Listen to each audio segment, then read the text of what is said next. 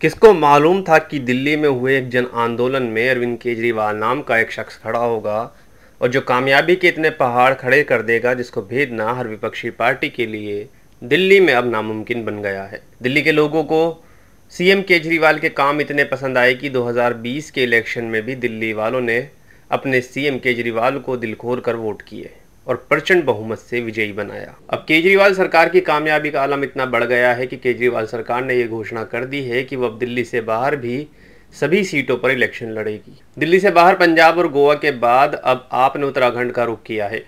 Party ने सूबे की सभी 70 सीटों पर अगला विधानसभा चुनाव लड़ने का ऐलान किया। ये ऐलान आम आदमी पार्टी के मुखिया अरविंद केजरीवाल ने प्रेस कॉन्फ्रेंस करके किया। केजरीवाल ने कहा, हमने उत्तराखंड में सर्वे कराया, उसमें 62% लोगों ने कहा है कि हमें उत्तराखंड में चुनाव लड़ना चाहिए। तब हमने तय किया कि आम आदमी पार्टी उत्तराखंड में चुनाव लड़ेगी। उत्तराखंड में रोजगार, शिक्षा और स्वास्थ्य प्रमुख मुद्दे हैं।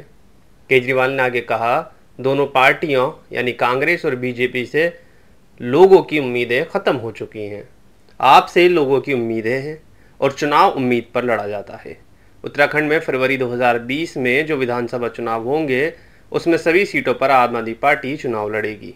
उत्तराखंड की सियासत में अब आम आदमी पार्टी की एंट्री से वर्ष 2022 में होने वाले विधानसभा चुनाव दिलचस्प साबित हो सकते हैं। समझा जा रहा है कि उत्तराखंड में लगातार जनाधार खोती जा रही कांग्रेस के स्थान पर आप मतदाता के समक्ष समवे को दूसरी बड़ी सियासी ताकत के रूप में पेश करने की रणनीति पर चल रही है। उत्तराखंड में पिछले 6 सालों में भाजपा अत्यंत मजबूत होकर उभरी तो इसके ठीक उलट कांग्रेस बिखरी है। वर्ष 2014 से लेकर अब तक कांग्रेस के कई दिग्गज भाजपा का दामन थाम चुके हैं। इसका असर कांग्रेस के चुनावी प्रदर्शन में साफ तौर पर दिखा भी है।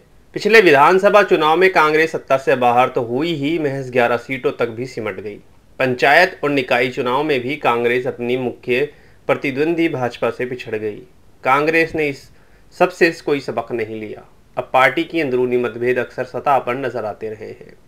तो ऐसे में इन सबको देखते हुए अरविंद केजरीवाल इस मामले को कैश करना चाहते हैं और उत्तराखंड की सभी 70 सीटों पर चुनाव लड़ने की उन्होंने पूरी तैयारी कर ली है।